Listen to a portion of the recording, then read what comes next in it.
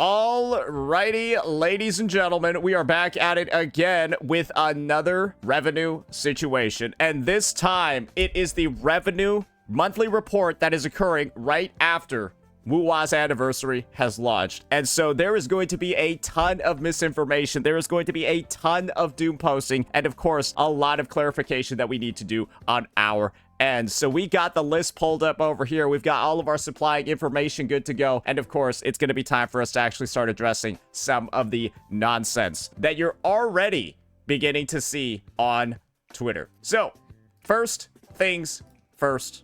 Before we even dive into this list, we're going to take a bit of a preview, right? Somebody has already gone ahead. They're already starting the misinformation trend, and they're shit-talking Wuthering Waves, because it happens to be close to the bottom over here at the very least when it comes to some of the big four gacha titles that are out there. You can see it's at like a 13.7 million over here. You got games like Enfield, Genshin, Honkai Star Rail, so on and so forth above it. And when you just take a look at the list as a whole, those numbers aren't particularly too surprising, right? Especially the ones that we kind of like know are in competition. HSR is on its anniversary. Genshin is power creeping the game once again. And of course, Enfield is actually seeing a very, very, very steady decrease.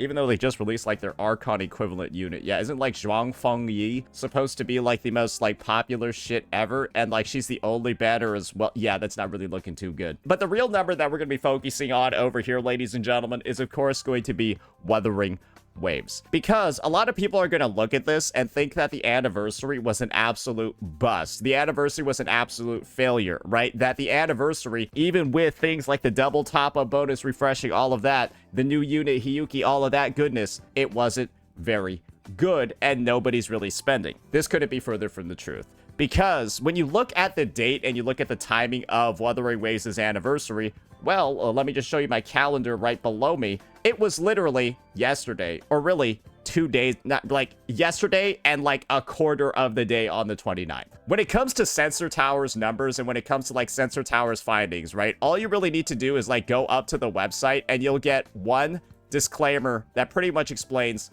everything. Sensor Tower may revise or adjust their estimates throughout the month. This is because it is really, really, really bad. Sensor Tower is really, really, really bad at tracking revenue literally the day that it occurs. And so what you're seeing in these numbers over here and what these individuals are doom posting about already, right, is revenue from the anniversary that has pretty much no way at all of being counted, because the anniversary was literally yesterday. That's when it debuted. And the reality of the numbers that you're seeing over here, ladies and gentlemen, it's very, very, very simple. You're just looking at the end of the Sigrika and Chu Yan banner, and you're also looking at the, well, Zani, Phoebe, and Lene reruns.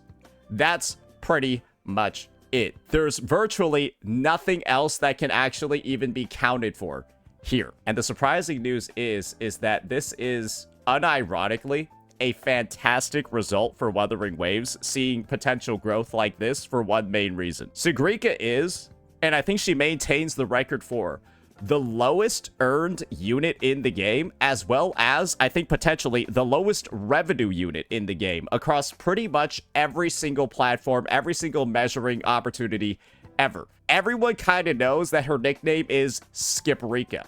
And what this means is that the second half units featuring 3 reruns were actually more popular than her. And it's pretty easy to see why. We all know that Lene was kind of like the real actual second half character over here. Zani and Phoebe are for retarded children if you actually pulled on this banner. Let's be honest here. Like, nope, I don't think anyone actually actively looked for these characters unless they were griefing. Lene, on the other hand, is probably the best sub DPS in the game. From the perspective of, you pull her, you don't even need to pull her weapon. You can obviously get her weapon if you want it. You just pull her, and then she's able to be slotted in, I think, on like almost every team imaginable at this point, and get good results.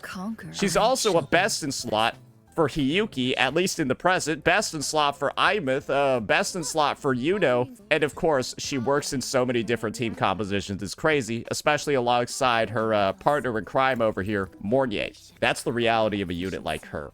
everyone kind of recognizes just how goddamn powerful she is at this point, as she likely was the unit that was getting a fuck ton of attention on the banners over here, especially with people knowing how important she is for Imeth, again, best in slot, and of course, how important she was going to be for Hiyuki, knowing beforehand that Hiyuki was a Resonance Liberation damage dealer, and of course, well, good old Lene over here, well, what does she buff a fuck ton of? Resonance Liberation damage. So yeah, the end result is that this unit, unironically, despite having one of the most absentee story roles I've ever seen, bro, like, what did she even do during 3.3? Let's be honest here. Like, she just had the most pointless conversation ever that did nothing. This is one of the most story irrelevant characters I think I've ever seen in the history of the game, yet she stands at, unequivocally, at the top of the meta in pretty much every single game mode. Wild, I know. And I guess the end result is that a lot of people, well, they wanted to pull her. She was also the debut banner 3.0, so I guess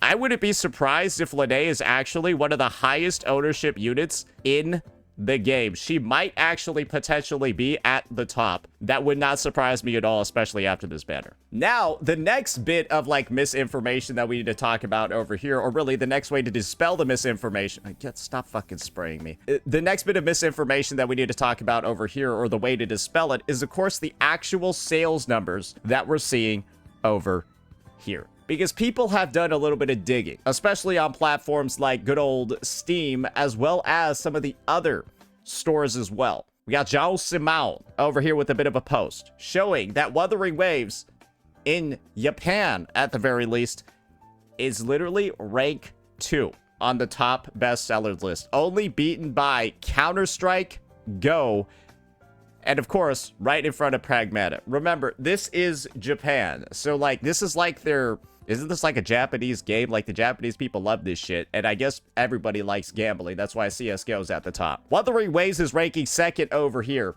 as of today. There's pretty much no way, if this game is ranking second best on Steam in JP, one of the highest sort of like performing regions when it comes to gachas, right? There's pretty much like no goddamn way that this game would only be getting these numbers over here. Because, of course, while mobile spending is the only thing that's captured over here, it is at least tangentially related to the spending that's happening on the PC. When one goes up, typically the other goes up as well. And when it's in second place, that means that there's a lot of actual spending being done. And in the United States, well, guess what, ladies and gentlemen? The game went up 83 points and is in 4th place. It's in 4th place in the US, only beaten by, I guess, like, Where Winds Meet over here, and of course, whatever the fuck Far West is. Yeah, I don't really know about that one. So yeah, ladies and gentlemen, as you can see, this is quite a bombastic result that we're seeing over here, but don't worry, there's more. These are the actual numbers being recorded in iOS stores across some of the top spending gacha regions. You got South Korea, you got China 2, Hong Kong, China 1, and then Japan, and of course, Singapore. Ladies and gentlemen, right? When you look at these numbers over here, does that look like a game that would have just reported this? Remember, this was the Sagrika banner. And the Sagrika banner got numbers nowhere fucking close to this on its day one. And then, of course, you see the additional Steam stuff over here. And naturally, as you can tell, when you look at some of these placements, right, the story doesn't line up.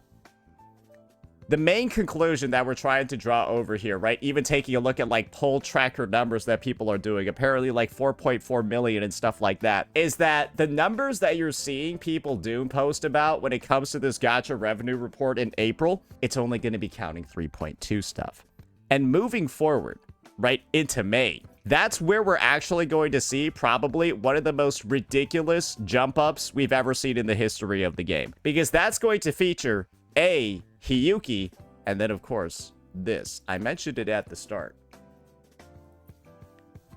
Do you really think the patch where all of the double top-up bonuses reset? Do you really think that the update where all of the double top-up bonuses reset, ladies and gentlemen, do you really think that this is not going to be a high revenue update? There's pretty much no circumstance where that makes sense, right? There's pretty much no realistic idea of like it's not realistic at all for this to be a low revenue patch. It's also going to count 9 days of Denya's banner as well, because she's releasing on like the 22nd. And so anyone doom posting right now or finding these numbers conclusive, all of that garbage, and then saying, oh, the WuWa anniversary got mugged, they're absolutely clueless. They're some of the dumbest people in the space, and they really have no idea how the passage of time works. Imagine being so stupid and so retarded that you cannot understand how the passage of time works and how data aligns with time. That's wild. That's crazy. But that's the Hoyoverse community, and that's also going to be the Endfield community as well. Now it's time for us to have a little bit of a supplement, a bit of a follow-up discussion over here when it comes to that sort of like passage of time argument that I'm talking about. And that's going to feature us talking a little bit about... Wait, where is NTE? Wait, did I... here we go. NTE's debut at a 6.3 million. A lot of people are going to look at this and then be like, holy shit, what the fuck happened to this game? Is it actually dead on arrival? There's been a lot of research done looking at some of those same exact charts. A lot of like different takes from a bunch of people on the space. We got to look at some of the raw data ourselves. This is what Sensor Tower is showing for NTE. 800K in global revenue and 5.5 million over here at CN. My personal take is that NTE is also getting delayed as well on like some of the spending charts. Naturally, NTE came out in global on the 29th. I think that these numbers are probably somewhat realistic for CN, given that a whole week has occurred over here. But do keep in mind, ladies and gentlemen, NTE has only gotten maybe 1 day in here, maybe 2 days. I'm hesitant to even say that 2 days are counted based off of what I was saying for Wuthering Waves. However, even with just 1 day, I think people kind of expected some higher numbers than this. I do think it's delayed, but people have provided some of like the proof over here when it comes to some of those day one numbers. You can take a look at this. Where NTE ranked when it debuted. South Korea, 20. Japan, 38. Singapore, 54. Russia, 91. France, 149. So on and so forth. You can kind of see over here, especially when you do a comparison to good old, like, Hiyuki's numbers and stuff, right? That is, that looks a lot different, right? That looks not very particularly good. And I think the best way for us to kind of like look at like the whole picture, and let me just make sure I have the right thing over here, is to take a look at this. The game launched in CN, and the game is a CN company, right? So one of the things that people do is that they like invest in certain games on like the CN stock market, and if the games do well, they buy it, and if the games don't do well, they sell it. This is something undeniable that occurred to the Perfect World company stock following the release of Neverness to Everness. Yeah, that shit like fell off of a fucking cliff. Yeah, if anyone like trades or like invests in things, basically the like honest to God takeaway is that like, yeah, this is probably not looking too good. The CN numbers for this game, at least as far as I'm concerned, they don't look that fantastic. And when you see that the revenue that it's been getting every single day is like 511, 419, 387, and then kind of like going down as the days pass by, you can look at these numbers and you could also potentially think that the game isn't doing that well in global either. Maybe the 2 days are actually counted over here. So I think the end result is that these numbers for NTE, there's a lot of supplying evidence, and there's a lot of like kind of like outside information that you can bring in that does indicate that the game is not really doing that well. And you also have this really unfortunate tragedy too when it comes to NTE and its spending. They spent quite a bit on ads. And why don't we hear from some sponsored NTE creators themselves, ladies and gentlemen, just how much they're getting paid. I've got a fun little clip from here from everybody's favorite grifter.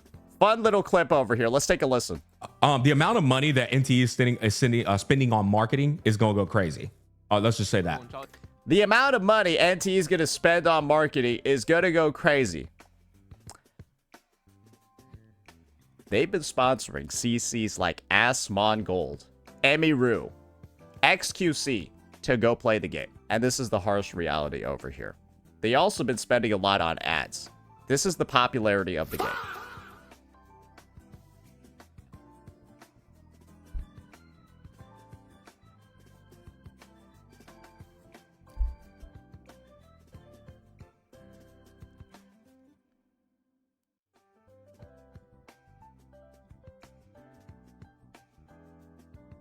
Day 3. I think that there's a high possibility, especially with the performance that we've been seeing over here, guys. There's a good possibility that the CC program for NTE maybe gets less funding. Because I don't think that they're getting the return on investment, ladies and gentlemen. I am not sure if NTE is getting the return on investment that they're looking for when it comes to these programs. It's a bit rough. I think Gacha Smack is a bad example. That's fair. That's fair. Why don't we take a look at the entire NTE category then? Oh, yeah, I wrote it. Zhuangfeng. Like I said before, they're spending a lot on sponsors. They're spending a lot on engagement. And you would kind of expect, with the amount that they're spending on people to play the game and market and advertise it, right, that there would be... You guys get what I'm talking about now, right? There seems to be a lot of people viewing it. There seems to be a lot of people playing it. 1,800 live channels and all of that. But is there anyone spending any money on it? And the answer is, who knows? I got no idea. But like I mentioned before, I was telling you, they were sponsoring a lot of people. Big name streamers, Asmongold, all of that. There is also a bit of a revenue post over here. Official news, NTE's revenue exceeded 14 million on its first day. Yeah, no, this lines up. No, this lines up perfectly with what we're seeing. Because remember, mobile revenue is only a portion of the pie. So 6.3 to 6.7 on mobile, right? And then 14 million total. That makes sense. You know what I mean? Like if anything, this might mean that mobile revenue is overstated. Because I would imagine it's like a 75 to 25% ratio. 75%. Wait a second. No, they said 65%. No, this lines up. No, this lines up. Yeah, mobile's 25%, 65. I think the reality over here is that that's not particularly that. I know 14 million is a lot of dollars, but it's also like, this is counting 7 days of CN. This is counting, guys, remember, this is counting 7 days of CN. And I guess 1 day of mobile. Or what? 1 day of global. This is day 1. CN has had the game for 7 days. So you're saying that these guys, when they calculated these numbers, were like, all right, we're going to ignore the next 6 days of the next 6 days. I feel like this is counting all 7 days of CN revenue and then the first day of global and then saying that's day 1. That's otherwise, I don't really see how this happens. Otherwise, I don't really know how that happens. Maybe we need to check the source here. Maybe we need to check the source here. Yeah, this shit's in Chinese, bro. Yeah, I can't read that. Yeah, sorry, I can't read that. Anyways, the reality over here when it comes to NTE is that I think a lot of people did expect some higher results when it comes to this situation. I think that's the main thing at a baseline. 14 million for day 1 makes actually perfect sense to me. assuming that the numbers over here, right, are representing 35% in CN and then 25% in global. I don't think anyone can really find any craziness at all to these results. However, when you compare it to other gacha releases, when you compare it to like other situations, ladies and gentlemen, I really do think that this game didn't really meet the expectations, didn't really meet the standards that most investors, most people looking forward to the game were actually looking for. And I think that this is kind of like the main realization. So my personal take is I've been playing NTE, or really I've been like trying to play it offline, and I'm going to be honest, it's kind of hard. I do feel like it's a game that a lot of people are unfortunately going to end up dropping in like the first couple of hours, because Jesus Christ, they really did not make like the early game experience particularly good. They really did not make the early game experience that good. From the perspective of, good God, some of the quests are the worst fucking thing ever. And that's not a good experience for most spenders, right? I actually did buy the monthly pass just to kind of like show some support of them having the same compensation rewards for global, but like, yeah, I probably sunk only like 5 hours total into the game. Probably only like 5 hours total into the game, and like Tagido is the most cancerous thing I've ever seen. So yeah, as you can clearly see, the main focus of this discussion over here is actually NTE. And we've seen a lot of things. We've seen like a lot of stuff going on in the back end that don't really make it seem like it's looking that promising. We've even got app magic over here for fun, right? We've even got app magic over here for fun. And well, guess what? Revenue's locked, right? Unless you spend. Somebody fucking spent, bro. And that's what app magic was showing.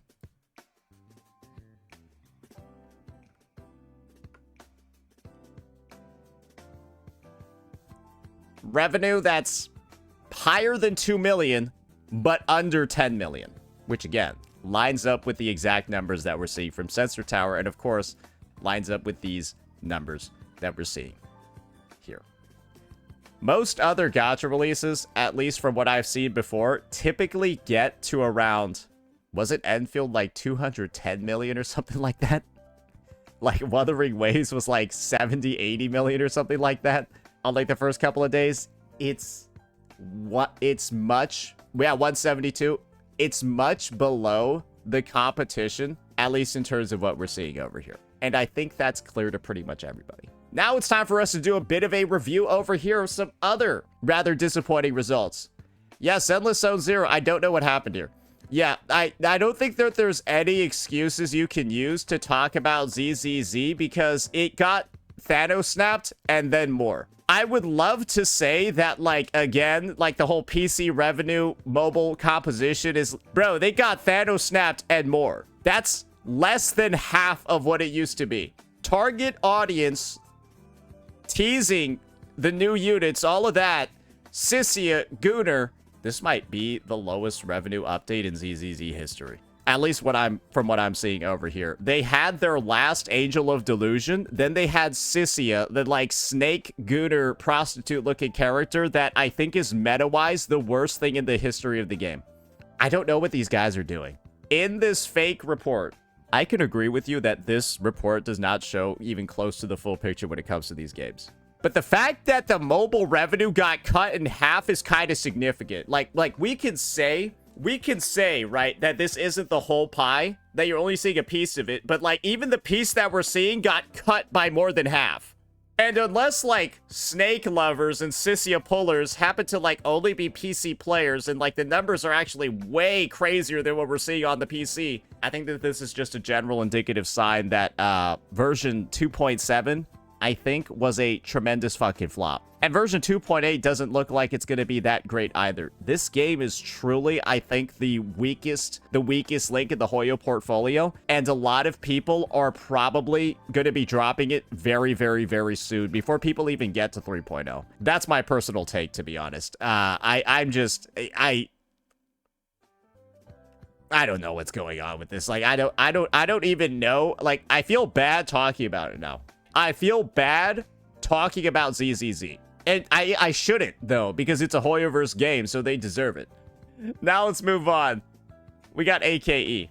These results over here is what I find the most surprising about AKE. I thought it was actually going to increase month over month because last month, guys, was Rossi, the little Red Riding Hood 10-year-old character. This is Zhuang Fengyi. Bro, this is her.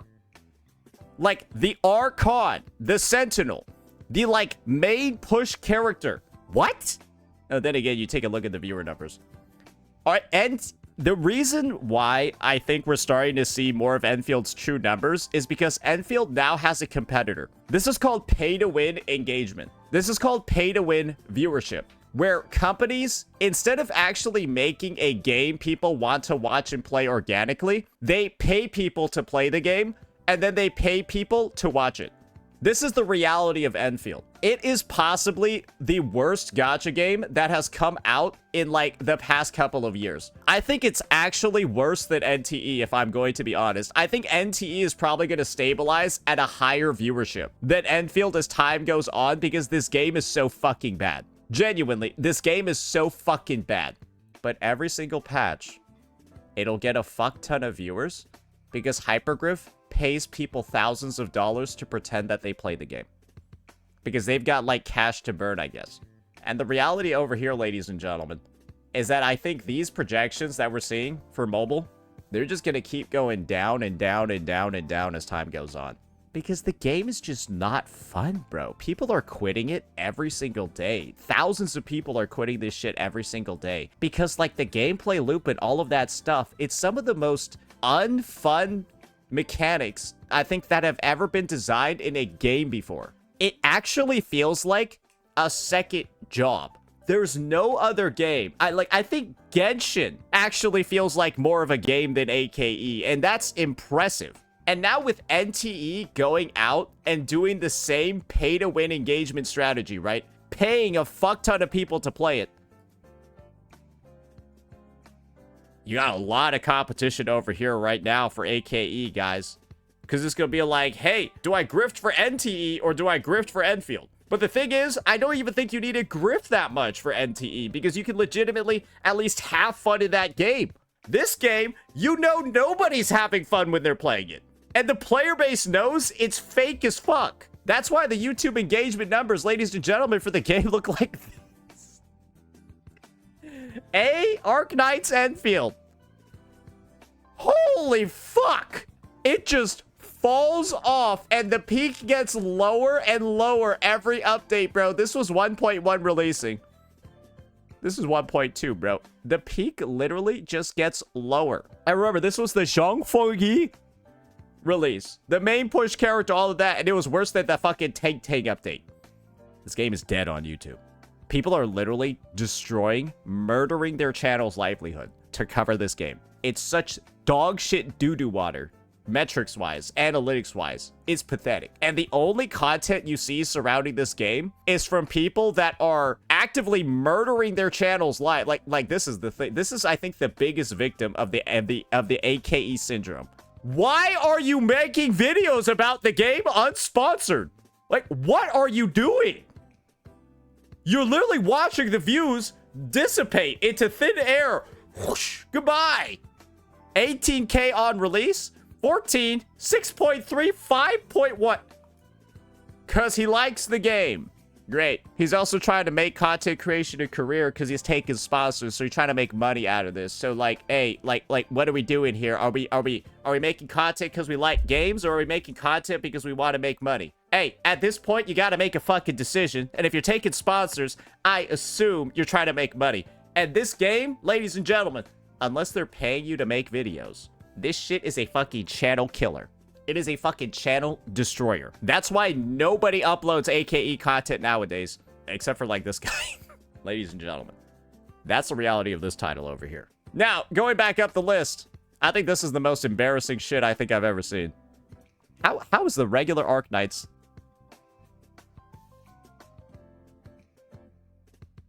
I don't even know what to say about this. That's crazy.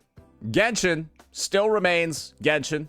I don't think that there's too many questions to answer over here. Genshin is always going to be one of those titles that just has a ton of engagement no matter what because of the, you know, we all know the COVID effect. And then, of course, they're also power creeping like fucking crazy. Everyone knows about Linnea. Everyone knows, right, about the fucking Stygian Onslaught bullshit. People are fucking ridiculous over here. And you get 60 pulls a patch. So, yeah. 60 pulls a patch and a player base that's addicted to you at a rate that's higher than fentanyl. It is what it is. And then, of course, HSR. This is HSR's anniversary update. Global passives, all of that. And I think the main realization that people can have is actually comparing it to last year's numbers. Gacha revenue, April 2025. Why don't we take a look at that? Castorus, global passive, death immunity, Amphorius, dragon. Silver Wolf level 99, epileptic seizure. It could just be that everyone's more poor. It could just be that there's less spending overall being done in the space. It could also be that, like, HSR just has way less fucking players than before because they destroyed their player base with some of the worst updates, worst mechanics, and, like, just the worst shit anyone's ever seen in a game before. That is a reality as well, ladies and gentlemen. Because I think this is the thing. HSR content doesn't get as many views. HSR as a whole just doesn't get as many views. I think all we actually need to do is take a look at the fucking Twitch tracker for this game. Or more gachas, less people spending on each games? No, that's not, I don't buy that. Or we just recognize that the game is simply not as popular as it was before. Like, it's really not that hard to take a look at, right? Let's just look at 24, 25, 12. Like, we could also just say the game is about half as popular as it was before. And that's just what it looks like. It's just half as popular as it used to be because Hoyoverse fucked the game in the ass. With the worst balance updates, the worst power creep, the worst endgames, the worst all of this shit, it's just not as good. Amphorius killed the game. And that's another realization you can make here. So yeah, ladies and gentlemen, this gacha revenue report, as far as I'm concerned, we all know it's estimates, right? We all know it's never the full picture. We all know that mobile revenue in most situations is only 25 to maybe 45% of the total. Probably closer to 45 for HSR, considering it's the most mobile-friendly game, and maybe Genshin too. For other games, as you go down the list, it's going to be closer to 25 or 35%. But I think it's pretty clear that spending for some of the most overhyped games, or really the games that have just fallen off of a fucking cliff like ZZZ, it's way fucking down. It is way fucking down. And as long as we take those 25 to 35% expectations in mind, a lot of titles are not looking good at all. And when you consider that NTE is like on the record with this much spending, I think we really do need to make a final judgment on it next month. Right, when we take a look at May's numbers. Because I personally don't consider this to be that promising, especially considering the amount of, remember what I said, pay-to-win engagement that's happening over here. I kind of expected more. Maybe there's something wrong with the take that I have. I kind of expected more when they bought out this many people for sponsors. I think the game is more fun than AKE. But this is also a take that I have to make. AKE is one of the reasons why I'm not playing NTE as much. It's just simple. AKE literally actually fucked open world gachas really hard for me.